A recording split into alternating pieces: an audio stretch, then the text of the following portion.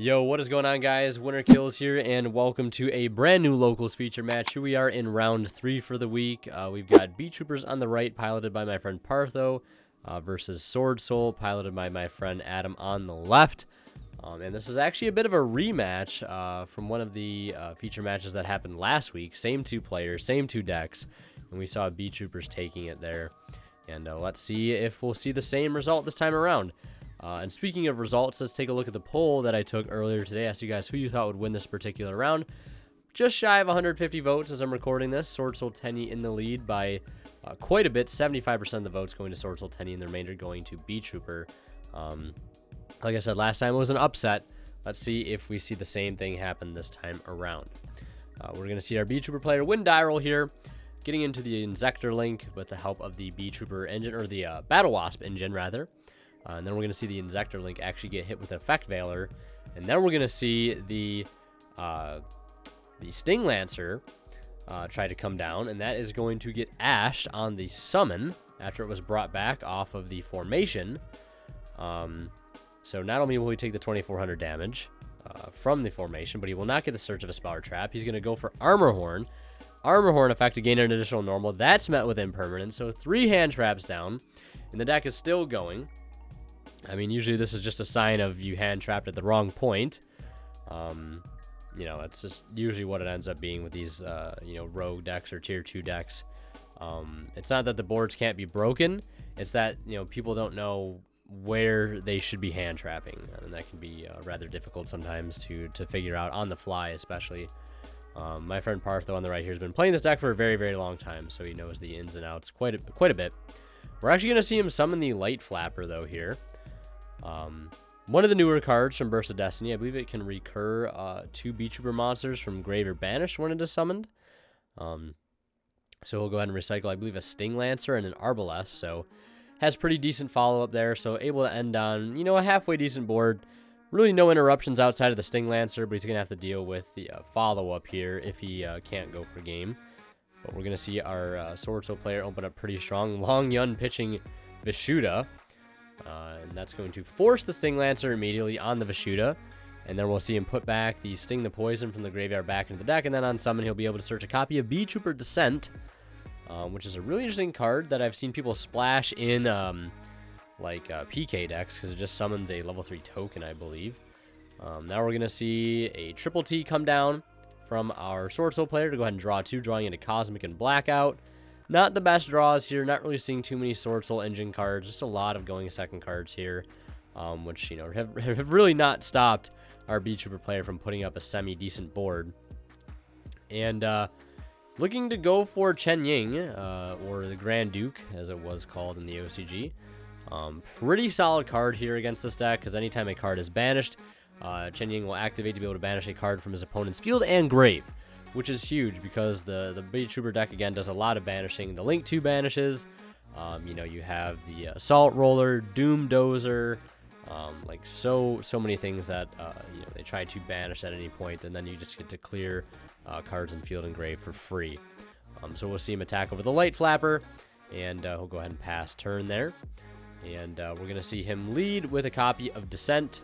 And I think since he controls an insect with 3,000 or more attack, he can actually pop a spell or trap. So it looks like that Descent is actually going to force out both the Cosmic and the Blackout. Chainlink 2 Cosmic, Chainlink 3 Blackout. Cosmic is going to hit the field spell. Blackout's going to hit the Descent and the Sting Lancer. And he'll take that 1,000, obviously. And Chen Ying will protect itself by banishing the Ash since it was going to be destroyed. And then it looks like on a new chain here, we're going to see Chen Ying activate to banish a card from his opponent's field and grave, but it looks like Chainlink 2, we're going to see Sting Lancer, and then the Chen Ying is going to resolve, banishing the Invincible Atlas and the Descent from the graveyard, and now the Sting Lancer resolving on a new chain as well to go ahead and search after it's been properly summoned, or successfully summoned here. So yeah, that was a bit of a confusing chain link. I actually went and redid this part of the commentary so I could better clear that up, because I was a little confused at first. Yeah, so crazy how one Descent there just kind of forced out a Blackout and a Cosmic Cyclone. And now we're going to see him actually go ahead and normal summon the Arbalest. And we're going to actually see him go into the battle phase here to crash this Arbalest into a massive Chen Ying. So it's a 2,600 damage there, because remember, Chen Ying is actually gaining 100 attack for every banished card, and all of his opponent's monsters are losing 100 attack for each banished card. And there's got to be quite a bit at this point. And Chen Ying is actually going to be able to, or not Chen Ying, Arbalest is going to spec out the Battle Wasp, Sting the Poison, on that effect when it gets destroyed. And then Sting the Poison is going to go ahead and search out Pin, specking Pin, burning for 200, bringing his opponent down to 66 here. And I believe at this point they're actually making sure they have life points correct. I believe it should be 6,600 on the left here against 1,800 on the right. And they're also, I think, double checking the amount of banished cards there are to ensure that Chen Ying's attack is where it should be. I believe there's like 6 or so banished cards, 7 banished cards in total, 7 or 8 in total. So at this point, I'm not exactly sure what the move is going to be here, but now we're going to see him link off the pin and the Sting Lancer for the Insector Link, discarding the trap targeting the Sting. And that is going to, of course, equip Resonance Insect from the deck here to go and get the engine rolling, get more cards in circulation. And speaking of cards in circulation, we're going to see him activate the Insector Link effect, recycle 3 insects from the grave back to the deck, and draw a new card. Can't really tell you what he drew into there, but we're going to see him use Sting, tributing off the Insector Link to negate Chen Ying, and then going to head and link into the Assault Roller with the help of Twin Bow the attacker, not Assault Roller, the Armor Horn with Twin Bow. And that's going to trigger Resonance, and then he's going to go ahead and summon Doom Dozer by banishing Resonance and the Twin Bow, and then Resonance other effect, dumping Goki Pole, adding and specking Killer Needle. That will pop Chen Ying, and then he's going to swing in with the Light Flapper, the Doom Dozer, and the Armor Horn, using that additional normal summon on the Light Flapper by tributing off the Killer Needle. So dropping his opponent down pretty low on life here, and then we are going to see him go into main phase 2 here, and then decide to link everything off into another copy of Invincible Atlas, and this is going to allow him to reset the Flying Sting in the main phase 2, and that's going to be a pretty good monster negate for that top deck of Ecclesia, and that is going to signal the end of the game, especially since he is very, very low on life points. So Beetroopers taking game 1 there, despite a lot of resistance, and I mean a lot of resistance. But yeah, as we head into game 2, of course, I'd like to mention a quick shout out to Imperium Duelist. If you guys are interested in picking up that playmat you see on the left, it is available for sale alongside other mats. They just came out with actually that same design, but on a rubber playmat, and the Millennium Rod on it, as well as other designs, are holographic. They are actually foil. It's their first rubber mat I think they've ever done. It's got a very, very nice foil design on it. I actually got mine in the mail today, and it looks gorgeous. So if you guys want to pick one up, it's a single-player rubber mat, or you can get the 2-player cloth mat you see on the screen right now. You can get it for 10% off using my discount code WinnerKills10off, and you support the channel in the process. And of course, if you guys are shopping on TCG Player, please do not forget to use my affiliate link found in the description of all my videos. Anytime you guys shop and check out using that link, a small bit of the revenue from your purchase goes right back in the channel and helps out a ton.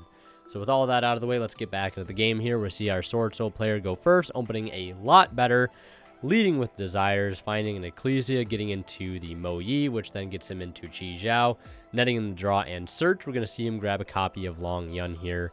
Hand looking pretty stacked right now.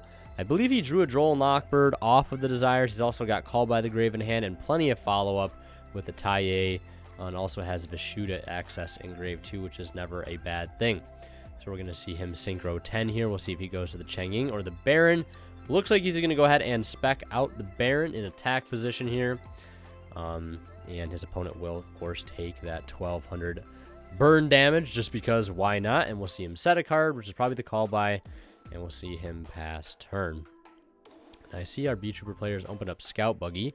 2 copies alongside Kumungus here, and an Assault Roller, I believe. So Kumungus is going to frame 1 go over top of the Chi Zhao. And then we're going to see him normal summon Scout Buggy. This is surprisingly going to resolve here, even though he could have easily negated and destroyed that with Baron. And at that point, I don't know what other extenders he could go out. I mean, he has Godarla plus Assault Roller, so he could actually, like, summon the Godarla and then summon Assault Roller by banishing a Scout Buggy and still get into Armor Horn, which is crazy. Using a Kaiju as an extender. That's very, very cool, because both Kumungus and Godarla are insect Kaijus. So he's just going to let that resolve, go for the Link 2. and then activate Sting Lancer here. Sting Lancer, I think, is going to target the Vishuda. Of course, why wouldn't you? You know, putting a free Compulse basically back into the bottom of the deck sounds like a good idea, so it cannot be used against you. But looks like thinking on the Sting Lancer. Okay, so it is going to resolve here. Putting back a Scout Buggy, so recycling that, which is really, really strong.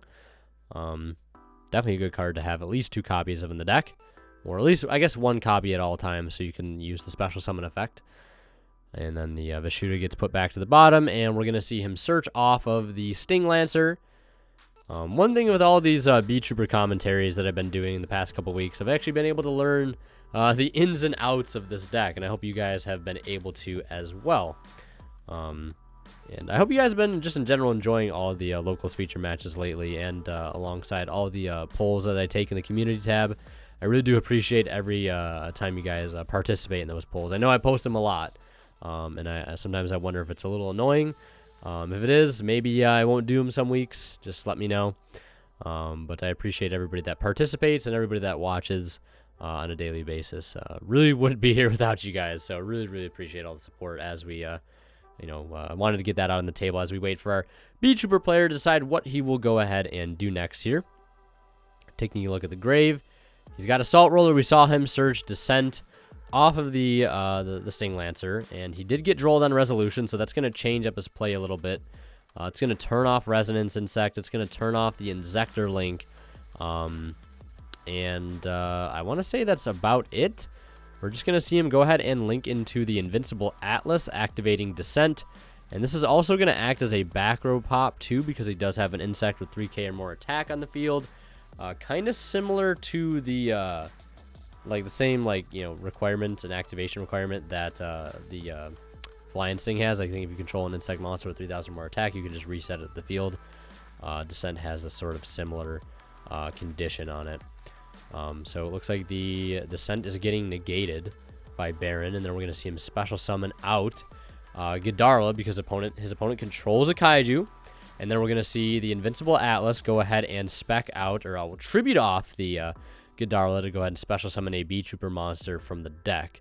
And it looks like he's going to go ahead and grab a copy of Scale Bomber, which has a quick effect on field to tribute, I think, another insect, and it can destroy a card on the opponent's field, which is also pretty good to have here. So now we're going to see him go Battle Phase over top of the Kumungus, and that'll take just 600 damage there in the exchange. And then I'm really not sure what else he can do here. Being that he is under Droll. Looks like he is going to attempt to summon the Armor Horn, and that is going to force out a Call by the Grave, getting rid of that card. And our Beetrooper player is just going to pass turn, where I don't know. I mean, well, we know how much follow-up our Swordsoul player has. We know he has the Taie in hand at least. And he might have another copy of Ecclesia based on what I saw in his opening hand. So he could at least easily get access to another Mo Yi. Go into like Draco Berserker, or something like that. So we are going to see the standby phase effect of Baron here. And we're going to see the Scale Bomber actually activate in response, destroying the Baron before it has a chance to actually resolve the effect. And we're going to see him actually normal summon now the Mo Yi. And I did see an Ecclesia in hand, so I'm curious as to why he didn't spec Ecclesia first. Maybe he's trying to play under Nibiru a bit more efficiently. I'm not entirely sure, but we're going to see him, go into Mo Yi, revealing the Taie, getting the token here, and going to go ahead and Synchro 8 into another Chi Jiao. Chainlink 1 Chi Jiao, Chainlink 2 Mo Yi, pick up a card here, and then go ahead and search the deck for any Swordsoul card. So we'll see what he goes ahead and grabs here. Looks like he is going to search out a copy of Blackout. Just waiting to see the emergence for Protos. Yeah, he does have the Ecclesia in hand, so I'm curious as to why he didn't start with the Ecclesia, because thanks to the Scale Bomber, he would have had no monsters on field. He would have been able to spec it out, but I mean, it is what it is. It looks like it is enough. Our Beetrooper player is going to concede there. Probably seeing the writing on the wall, and that is probably going to be game that turn. And if it's not, he's not going to be able to play through the board of Blackout, Chi Jiao, and probably Cheng Ying as well. So here we are in Game 3 situation. Beetrooper going first. We're going to see him lead with the copy of Sting the Poison, one of the best openers, adding a copy of Twin Bow, I believe, and that's going to get met with Droll on Resolution. Or maybe he added Arbalest, or Pin. So many not Beetroopers, Battle Wasp monsters. Get them all mixed up sometimes. But we're just going to see him kind of wall up here with Scale Bomber and Twin Bow. I mean, this field doesn't look like much, but it is 2 interruptions at the end of the day, so keep that in mind. He does have the quick effect negate of a face-up monster with the help of Sting the Poison, and Scale Bomber is a pop as well. So, like, not even terrible. Like, you can't even say it's terrible. We're going to see our Swordsoul player, though, lead here with a copy of Desires. Picking up a Cosmic here, has Effect Veiler in hand, so a couple of dead cards in hand right now, and a Lancia, too. Not too much to work with, but we will see him find an Adara that will spec itself to the field, and go ahead and link that into a copy of Monk. And if he has another 10E extender here, this could be pretty good. I mean, having copy of Mo-Yi works as well. And I think he might not have a reveal here. Looks like he does not have a reveal for the Mo-Yi, so we're just going to see him go Battle Phase. Clear, actually, both the Twin Bow and the Sting. I mean, he does have a reveal, actually. He does have Sacred Peak. So I think he's trying to actually go ahead and play around the Sting the Poison there. So he's actually going to go ahead and link these two off for Shaman and then bring back the Mo-Yi and then reveal the Sacred Summit in hand to be able to try to get the engine rolling again. But he still has to worry about the Scale Bomber because Scale Bomber can actually just tribute any insect monster. And then, yeah, when your opponent controls... when a monster your opponent controls activates its effect, you can tribute one insect monster, destroy it. So the Scale Bomber is still live because it can tribute itself. I was thinking maybe it has to tribute another insect, but it can just tribute itself here. So, interesting to see if our Beetrooper player lets him get into Chi-Jiao here. Which, I mean, I don't know. I don't really see a reason for why you would, but it looks like, I mean, this is going to resolve. Maybe he was less likely to use the Scale Bomber there when he saw that he had Peak in hand. Maybe he was worried about that, so we're going to see him actually go ahead and synchro into the Berserker and go ahead and get a draw as well. Yeah, I mean, I don't know. But once you see the Sacred Peak in hand, maybe you're less likely to actually go ahead and burn that effect, and maybe you just let him keep going since you're already in an unfavorable position, and you can try to hold that interruption for as long as possible. But it looks like we're just going to see him go ahead and pass there since he's already exhausted the battle phase. We're going to see him normal summon Arbalest. Arbalest effect to attempt to revive. That is going to get met with Effect Veiler. But we know he has a copy of Pin the Bullseye in hand, so that could actually just go ahead and summon itself to the field here as an extender. He'll go ahead and burn for 200, and then we're going to see him go for a Link 2 in that of the Inzektor Link. Pitching Killer Needle to target the Scale Bomber. To go ahead and equip it with an insect from the deck. And we're going to see the Berserker activate in response, banishing the Inzektor Link. And that is going to go ahead and actually force Scale Bomber here as well. He's going to chain Scale Bomber to the 10E Berserker to tribute it off and pop the Berserker, making it so he does not lose the Inzektor Link engrave. Or just doesn't, let it get banished. And then he's going to go ahead and equip it with the Resonance, and because of the Inzektor Link, is actually going to gain 500, so he will be able to run over the Shaman for 100 points of damage, and that's all he's going to be able to do for that turn. And he's just going to go ahead and pass, and we're going to see Ecclesia start things off here, and then he's going to go ahead and activate Summit to revive the Mo-Yi.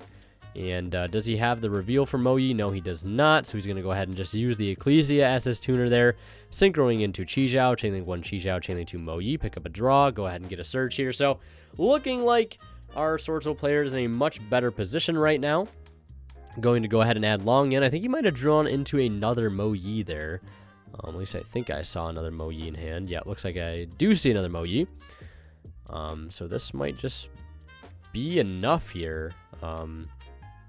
Yeah, we're going to see him normal summon Mo-Yi, which, yeah, okay, yeah, he hasn't normal summoned yet because he revived the other Mo-Yi off of the spell. And it looks like we are going to see the Scale Bomber get triggered there to clear the Mo-Yi. So he cannot get into another synchro. We're going to see the Sting Lancer activate here now before Baron hits the field, returning back the Adara and returning back the Killer Needle. and then has a Scale Bomber in hand. And Scale Bomber is going to go ahead and summon itself now to basically chain block the effect of the Sting Lancer. Be able to search out formation here. So just not giving up here, this Beetrooper deck. I love this. Like, I love how it just has so much gas and just keep going play after play with all these little pieces, parts that it has on the field and in hand to left to work with. So coming in very clutch here. All these extenders.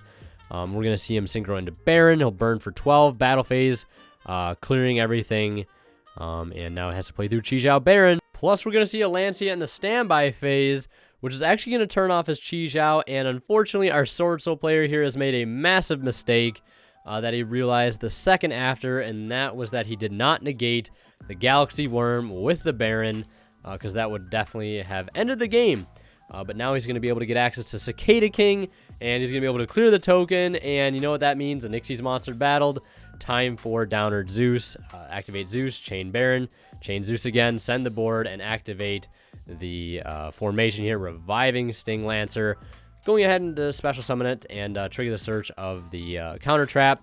Swordsoul drawing for turn, passing, unfortunately. Then now he's been put on top deck. And speaking of top deck, he's going to pass back to our Beetrooper player, who's going to have an insane top deck here of his own. And that is going to be Sting the Poison. Yeah, so very, very unfortunate misplay there. That's what you would call the Ono second, the moment you realize you have just made a massive mistake. That split second afterwards. But it is what it is. We all have made these mistakes in the past, and the only thing you can do is just live and learn and move on and get better. So that's going to do it for this feature match. Hope you guys enjoyed. Leave a like if you did, and check out one of the videos popping up on the bottom of the screen right now. And last but not least, a special shout out goes to our Divine Level channel members, and they are Cadillacs84, Pony Start, Keith Sitters, Tweeter0226, and Black Ninja Money. Thank you guys so much, as always, for your extremely generous support of the channel.